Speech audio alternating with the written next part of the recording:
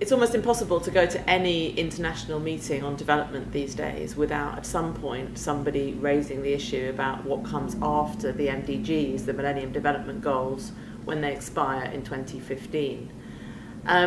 This may sometimes seem like a bit of a self-indulgent luxury for a small group of development people, and there are lots of other things which matter, but the question about what comes after the Millennium Development Goals does matter.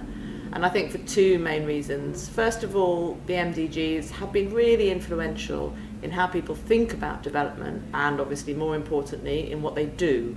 We have seen that money has followed the Millennium Development Goals. Donors have made decisions about how they're going to give aid based on what they think is going to help to deliver those goals.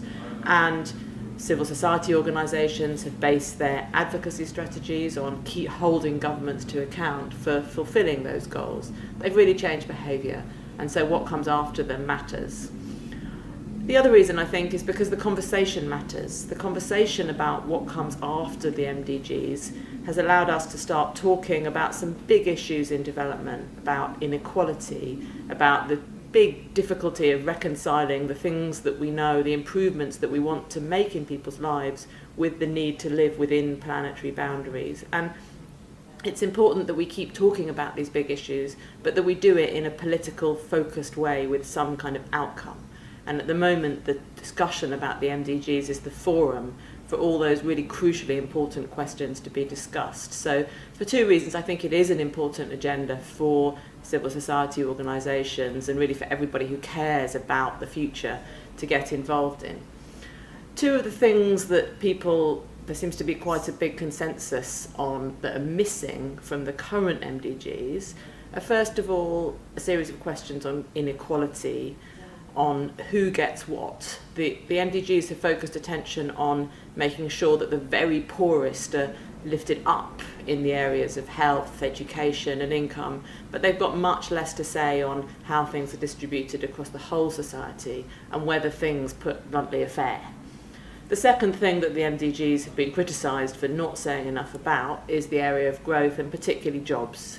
If you go and ask poor people what is the thing that they think would make the most difference to their lives, in almost any country in the world, very, very often they'll say a job. And that's something which, although it's in the current MDGs, really hasn't been given enough attention and enough focus. So those two things are really very high on the list for the things that people want to talk about and want to make a better job of next time. Now, that begs a big question about what an international agreement, remembering what kind of beast the MDGs are and what the post-2015 agenda is likely to be, what that kind of agreement can actually help to deliver in those areas. A lot of what needs to happen on growth and on equity needs to happen at a national level, and governments probably don't need an international agreement to be told that it's a good idea to provide jobs for people. One look at their own streets will tell them that. So we need to think very hard about what it is that we should be asking for in the context of an international agreement that will help to bring pressure to bear, either help civil society organisations to hold governments to account, or help to drive resources in particular areas, or help governments to hold each other to account for things like their trade policy and their environmental policy. These are all really difficult political areas, and we shouldn't underestimate the scale of the task. But I think in doing so, the thing that we really need to focus on is being specific, being measurable. This is the great thing that the current MDGs have that have made them more than just yet another UN declaration, and be very practical. This is a political conversation, and it's in the political terrain that these things are going to be won or lost.